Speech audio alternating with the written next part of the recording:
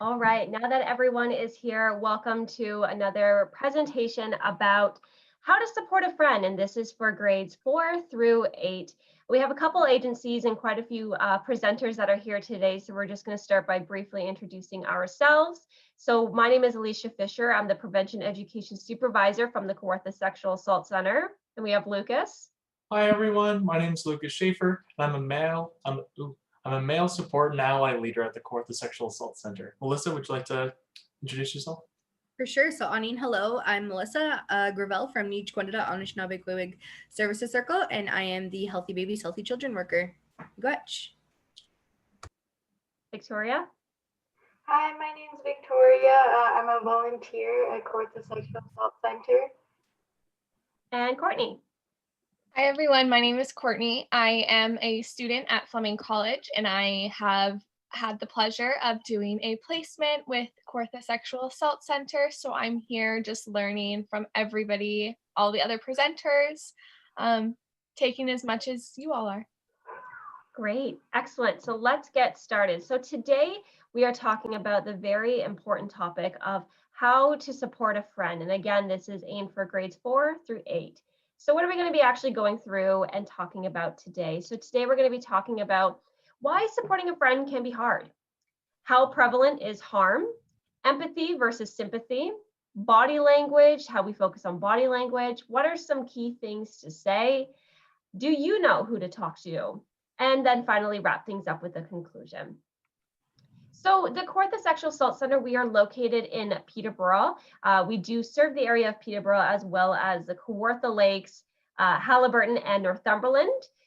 We support all individuals who have been impacted by sexual and gender-based violence. We offer individual and group counseling for youth and adult survivors of recent and historical sexual assault, as well as their supporters, like their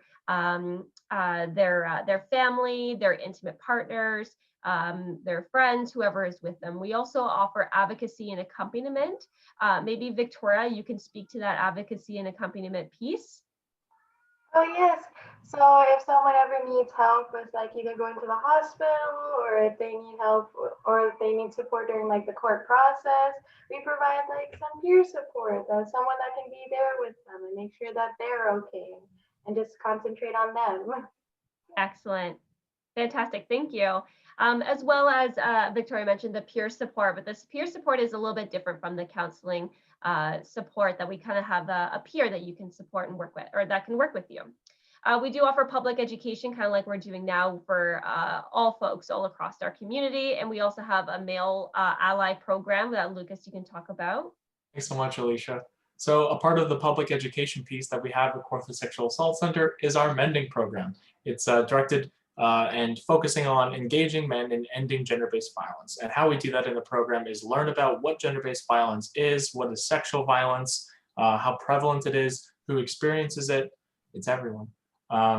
And we also talk about what composes like being a man and how we learn about what that is and how it affects how it affects us and how we treat other people. Then we also learn about consent, and then we learn about bystander intervention. So like how we can be active interveners in situations where we see harm going to happen or actively happening. And then at the end of the program, we teach our participants how to teach other people as well as continue their own learning with these topics. So if any of that is interesting to you, we have mending themed webinars we have one coming up this Friday on healthy masculinity. So if you're interested, check that out. And we also offer 3 24/7 crisis support lines, whether that's our phone, text, and web chat. And we'll head over to our partner agency here. Awesome. So I'm from Nij Gwendida Anishinaabe Services Circle. So we're a non-for-profit organization, and we provide healing services and counseling through traditional healing and some Western techniques as well. And we work with Native women and their families who've been abused, at risk of being abused or currently being abused. So we have lots of different programs. So my program is Healthy Babies, Healthy Children. We also have a transitional housing support worker, short-term and long-term counseling. And we have services for youth. We have the Youth in Transition program. And we also provide lots of cultural competency training for different organizations when requested as well. Yeah, so we have a really big catchment area as well. We work in Peterborough, Durham, Halliburton, Kawartha Lake, so really big catchment area. Great, amazing. Thank you so much. So let's start off this conversation with why it may be hard to support a friend. And so here's some points, and the facilitators can also more than welcome to chime in. But one of the first things that really comes to the mind is why it might be hard is that you don't want to say the wrong thing, right? You don't want to make a situation worse by trying to help, but saying something that might make it worse, right? And we don't know what people may be upset by or triggered by. And so we may say something intending things to be good, but the impact is very, very different.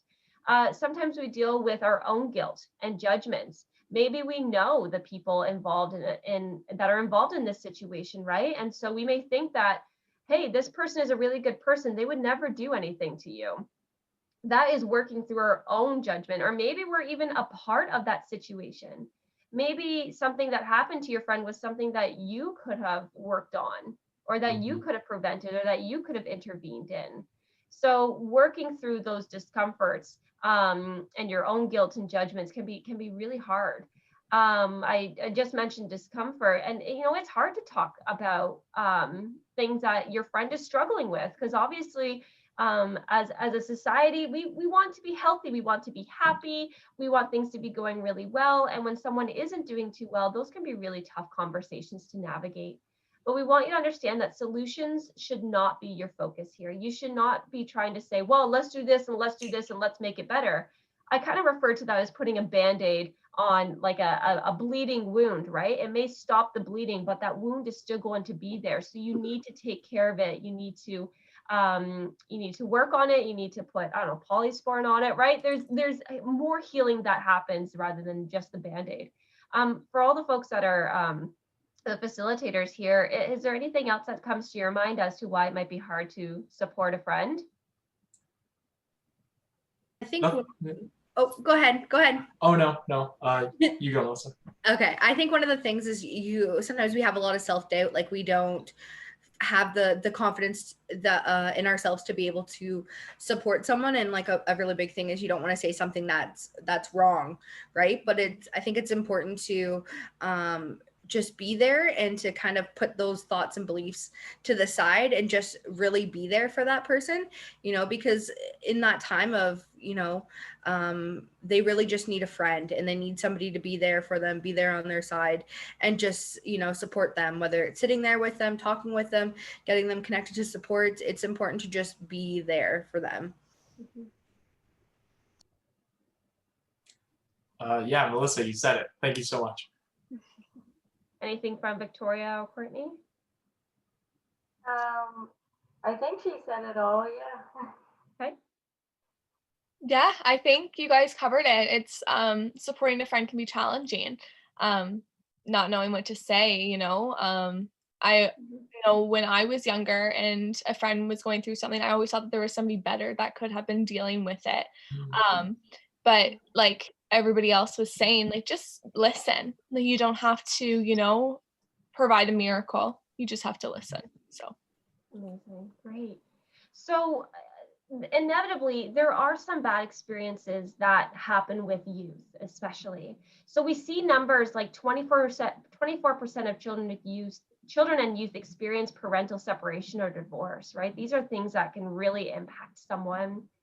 20% of children and youth experience a mental illness. 29% of children and youth experience some form of physical abuse. 21% of children and youth experience some form of sexual abuse. 27% of children and youth have witnessed their parents struggle with substance abuse. And so these numbers are quite similar to 1 in 4, 1 in 5, and 1 in 3. So as we can see that these life experiences and these really bad life experiences can happen to a lot of people. And so it's really important that we not only recognize that these things could happen, but they also impact certain populations more than others. So when we look at the gender differences, or the culture, or the ethnic or racial differences, the ability differences of people, that's where we see the numbers shift. And sometimes it can be a lot higher. Melissa, did you have anything that you want to add to that point? I think those are really that's really realistic stats. And I think that culture definitely has a big thing, taking into account like intergenerational trauma, Could you explain what intergenerational trauma is? Absolutely. So intergenerational trauma is something that may have happened to somebody in your family, whether that's your grandparents, your parents, your great grandparents. So for example, one topic of intergenerational trauma is residential school. So how that can play a role in how parents are able to parent their children, and if they have the lack of parenting skills, if they have the lack of love and empathy towards their children. It's just, intergenerational trauma is something that affects the whole family and affects the whole community and essentially affects the whole nation, because there are really big things that happen to Indigenous people that help to make us as resilient as we are today, I suppose. And, same as blood memory, we always, we may not know that we're Indigenous, but we still have those, those little connections to things that draw us to the culture. So intergenerational trauma is definitely a really big thing. And understanding, that although we have different cultures, we're still very much like the same. We have very similar stories and experiences with other cultures as well. Certainly. Thank you so much. Mm-hmm. So what is a disclosure? What does it mean when someone is disclosing to you? Lucas, would you like to read what a disclosure is? Absolutely. So the definition that we have on the screen is the action of making new or secret information known, right? So this is when someone comes to you and wants to share something with you that either they haven't told anyone else before, or they're still trying to figure out, right? Yeah, so it's just basically like another definition, or another way of talking about it is that this is someone sharing for the first time, right? And something to keep in mind when someone's sharing something for the first time with you is that if they're coming to you first about something, that means that they really, really trust you. And that in that moment, you were probably the most trusted person in their life, right? And that's a lot of responsibility, right? So something that we can keep in mind, like we were talking about with these challenges, is that we have to put ourselves aside, right? We have to take our own guilts and judgments and put that to the side. We're not there to investigate. We're not there to question. We're there to listen and to connect with them. Certainly. Thank you so much. So we will get into how you can respond and then what you can respond with. So this is a really great video by Brene Brown, who is a researcher in things like shame and guilt. So things that we just talked about. And this is a video that was created about the differences between responding with empathy versus responding with sympathy. Such a great video. So what is empathy, and why is it very different than sympathy? Empathy fuels connection. Sympathy drives disconnection. Empathy, it's very interesting. Teresa Wiseman is a nursing scholar who studied professions, very diverse professions where empathy is relevant, and came up with 4 qualities of empathy. Perspective taking, the ability to take the perspective of another person or recognize their perspective as their truth. Staying out of judgment, not easy when you enjoy it as much as most of us do. Recognizing emotion in other people and then communicating that. Empathy is feeling with people. And to me, I always think of empathy as this kind of sacred space when someone's kind of in a deep hole and they shout out from the bottom and they say, I'm stuck, it's dark, I'm overwhelmed. And then we look and we say, hey, climb down. I know what it's like down here, and you're not alone. Sympathy is, ooh, It's bad,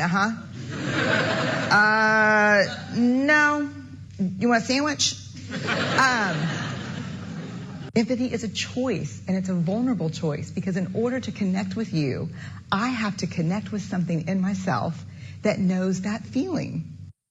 Rarely, if ever, does an empathic response begin with "at least." Yeah. And we do it all the time, because you know what? Someone just shared something with us that's incredibly painful, and we're trying to silver lining it. I don't think that's a verb, but I'm using it as one. We're trying to put the silver lining around it. So, I had a miscarriage. Oh, at least you know you can get pregnant. I think my marriage is falling apart. At least you have a marriage. John's getting kicked out of school. At least Sarah is an A student. But one of the things we do sometimes in the face of very difficult conversations is we try to make things better. If I share something with you that's very difficult, I'd rather you say, "I don't even know what to say right now. I'm just so glad you told me." Because the truth is, rarely can a response make something better. What makes something better is connection.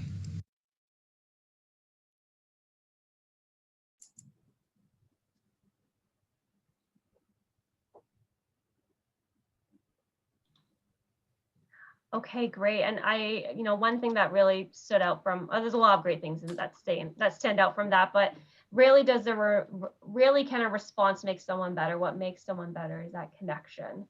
And so if you're with your class right now and you're viewing the replay of this, maybe you can take this as a time to pause and to talk about that video and how the differences between empathy and sympathy can make someone feel. Does any of the facilitators have anything to add to that? I think it's a great video. Renee said it all.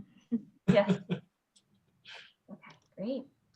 So not only are we learning how to respond, but how do we look when we're responding, right? These can be what we refer to as active listening skills.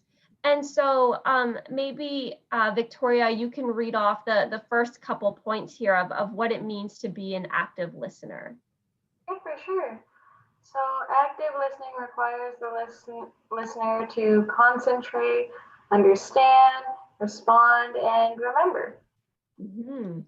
Certainly. And so, concentrate is really important, especially when we've got, these little devices that are always pinging and vibrating and lighting up, that are always calling our attention. But when someone is sharing something very, very personal with you, they're doing that because they trust that you're going to listen to that, right? And so it's really important that we really focus on the conversation and that we, aren't watching TV, even though TV could be a great distraction that could allow the person to talk, but we're really concentrating on what they're saying. Maybe Lucas, could you talk about why it's important to understand and Absolutely. how you do that? Yeah. So it's important to understand when someone's speaking to you, especially if they're disclosing an experience of harm that they're understanding and really looking into in themselves. And a way that we can help ourselves understand someone is by asking clarifying questions. Oh, so when you said that, did you mean this? Giving them the opportunity to correct or remind you that it gives them a chance to say it a second time, right? And then for you to really, really take what they're saying to heart. Mm-hmm. Certainly. Yeah. Does maybe Victoria have anything to add in regards to how we respond and the importance of remembering? Yeah, for sure. So how you respond is really important because like Renee said, if you just try and say something like "at least" or try and put a band-aid on something, it's not really listening to the person. It's just trying to find solutions and just trying to make things better somehow. But when you actually respond saying things like "I believe you" and just saying "Hey, well, what would you like to do right now?"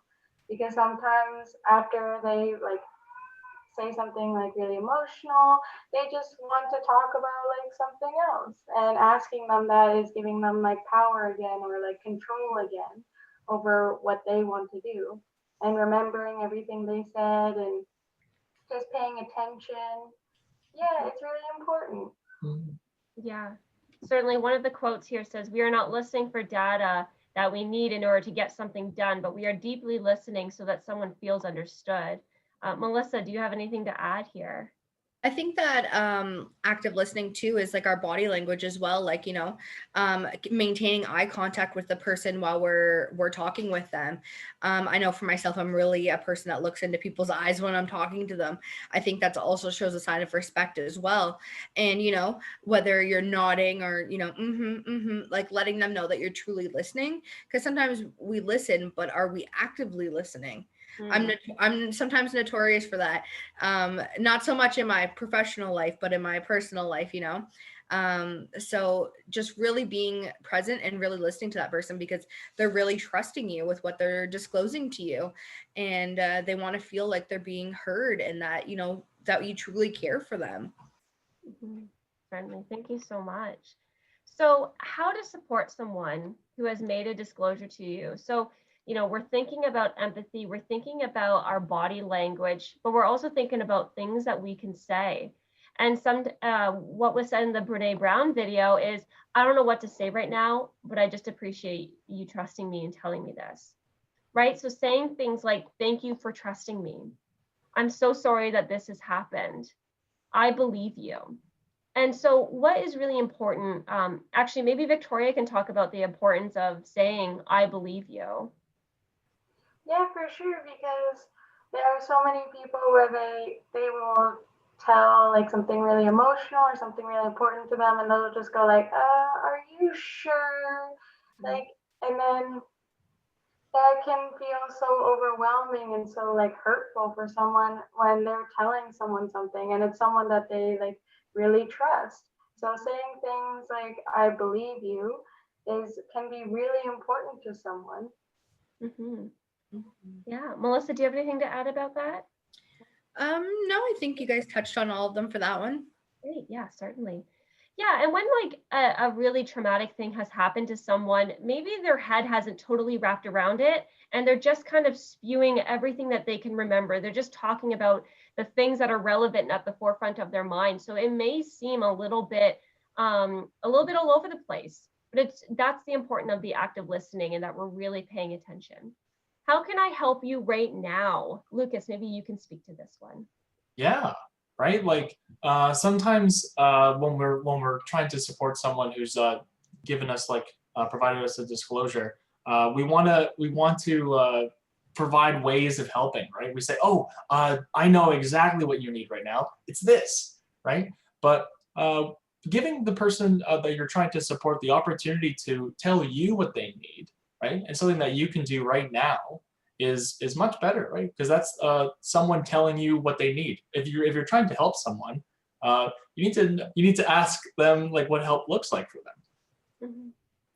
Certainly, yeah. And someone could have told you something that really bad that happened at a soccer practice, for example. And if your first response is, "Oh, well, quit the soccer team. Oh, well, you don't need to do that anymore," that could be really isolating for that individual. But what that individual may need at that moment is a glass of water or an ice pack, because maybe they have an injury that they haven't been dealing with. Maybe they need someone to help make their bed or walk their dog. Maybe that's what they need in that moment. So it's really important to say, "How can I help you right now? What do you need right now? What can I do for you?" And you're not alone, and we can connect you with people who can help. So when you think about how prevalent bad events are within children and youth and how much that is happening, it's really important to understand that they certainly are not alone, and that there are a variety of ways and services that can help people. What's also important with all of this is that we also need to support ourselves when we're going through this, as well as others. So thinking about how we practice self-care. Now, there's a variety of things on here, like being on your phone, hanging out with your pets, drinking a certain hot chocolate, like your favorite drink, listening to music, talking to someone. But maybe we can go through this group here and they can talk about their favorite self-care strategy. Maybe we can start with Melissa. Absolutely. So my favorite self-care strategy is crafting. So I love beading. I really love to make anything, So I sometimes do that, listen to music or, listen to the TV, but I really like to keep my hands busy and, be able to create beautiful things. I think that's really important. Certainly, Victoria. Yeah, I was gonna say crafting too, but also one thing I really like to do is plan. It may seem like weird, but if I plan for like a future business that I want to start or like something I want to do in the future, it just feels so calming somehow. Amazing. Courtney?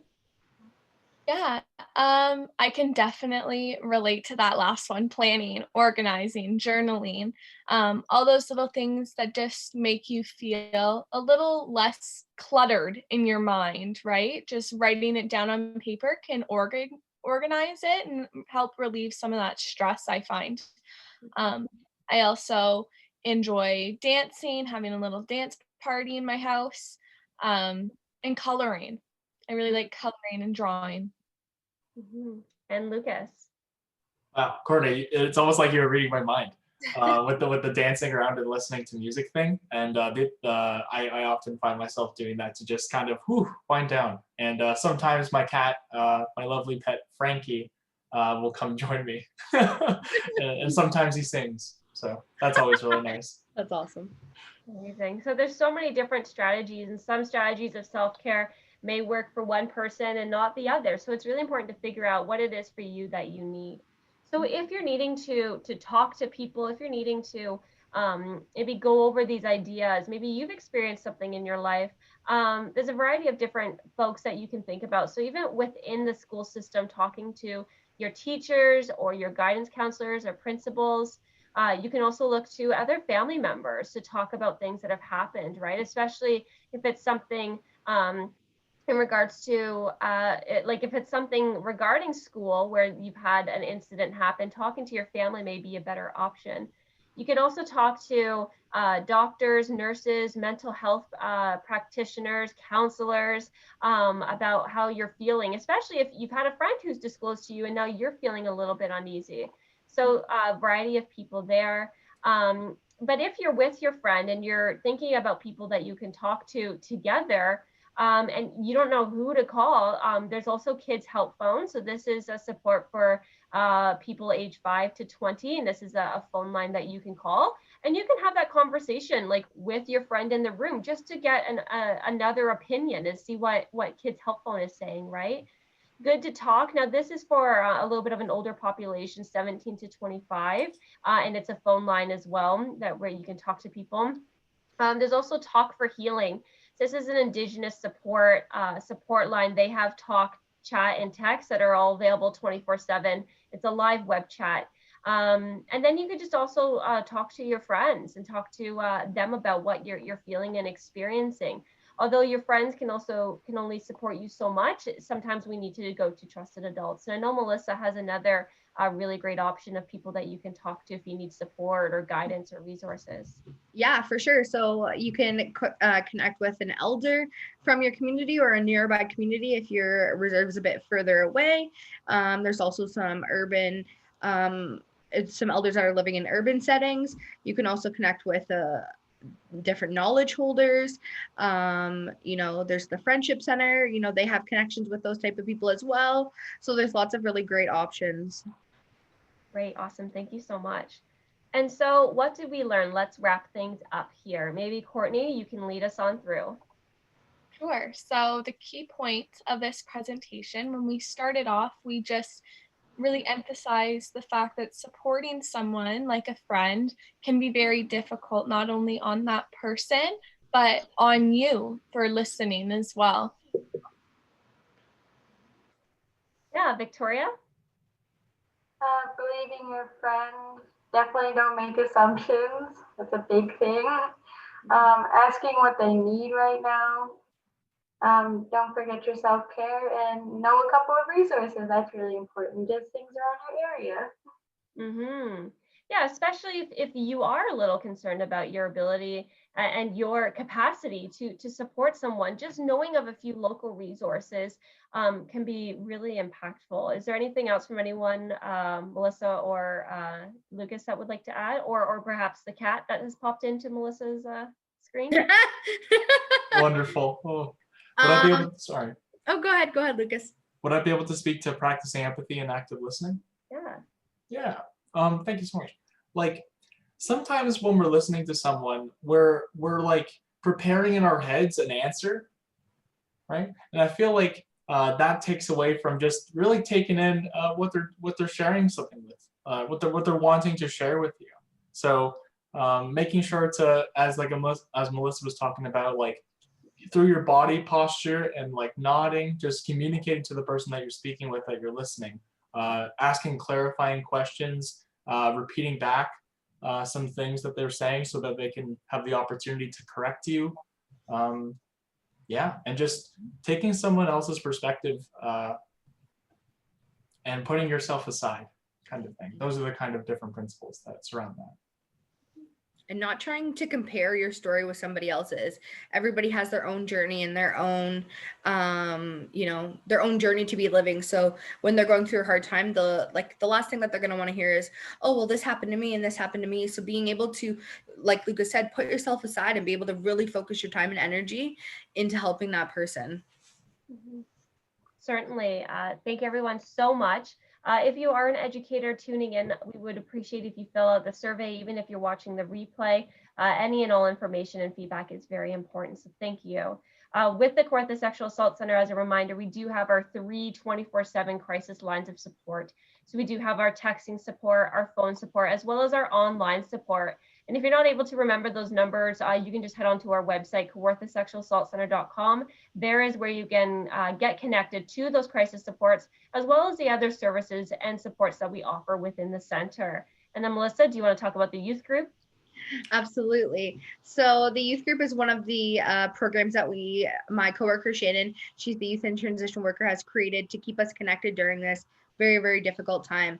So she has a youth group that she runs on Zoom, and she's created a new kind of itinerary where she's doing some traditional medicine teachings, different ways to take care of yourself, self-care, grandfather teachings, what that looks like, different guest speakers and knowledge holders that are able to come in and share traditional stories and teachings with us, and also to do that therapeutic art with beading and shakers.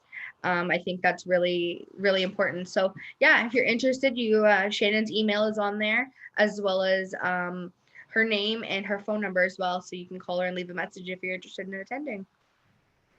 Amazing. Thank you everyone so much for joining today and talking about this really important topic of how to support a friend. We appreciate you all for tuning in and for joining us.